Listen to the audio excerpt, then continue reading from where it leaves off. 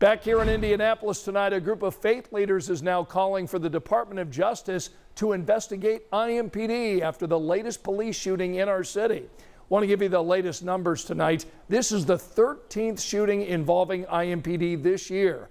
9 of those have happened over the last 2 months.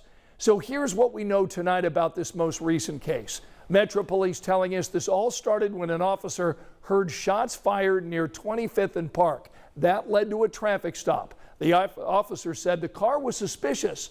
Police say the person then drove away and crashed into a fence just a few blocks away. Officers discovered the person in a tree. He was making comments about a medical condition and his well-being. Officers told him not to reach several times.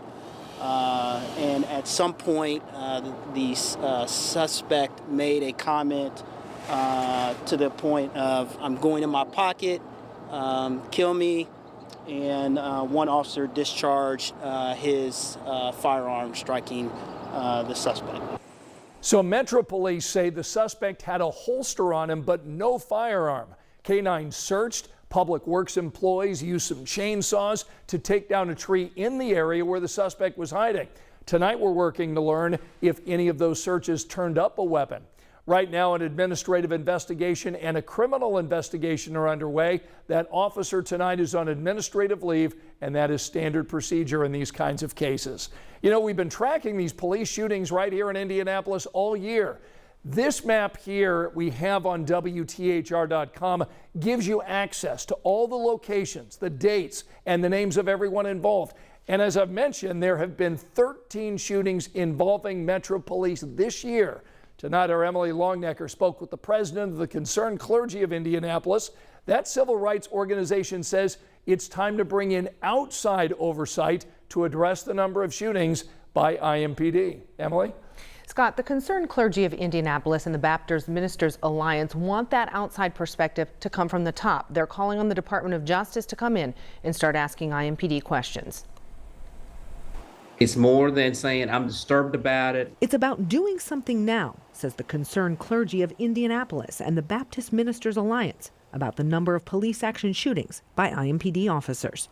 Will we address this? We're going to address this. The question is how many people will die or get shot before we address it.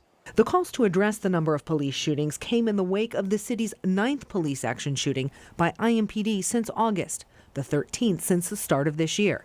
6 of those have been fatal.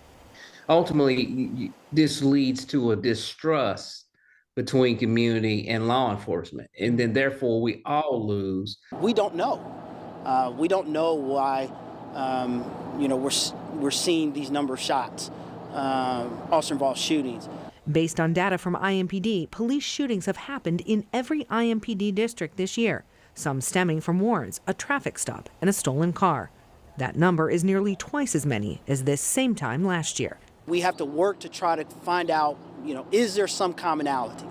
We do know that when people disobey the police or they disobey lawful orders, that's a problem. According to IMPD, the person hurt in Tuesday's shooting made comments about his medical condition and well-being, and then made a comment about going into his pocket and said, "Kill me." According to police, an officer then shot the man who had climbed into a tree. The person was saying, kill me, which should have been a signal for mental health issues. We've got an ugly future ahead of us if every mentally ill person who doesn't comply with the officer is going to be shot. That's problematic, and we can do better. And the Concerned Clergy of Indianapolis and the Baptist Ministers Alliance thinks doing better starts with the Department of Justice, asking IMPD questions as soon as possible. Now, last year, a study by Johns Hopkins University found police action shootings went up in states that dropped permit requirements for carrying a concealed weapon. Indiana dropped its requirement in July of last year. Scott? Emily, thanks so much. And our coverage of these police shootings continues online.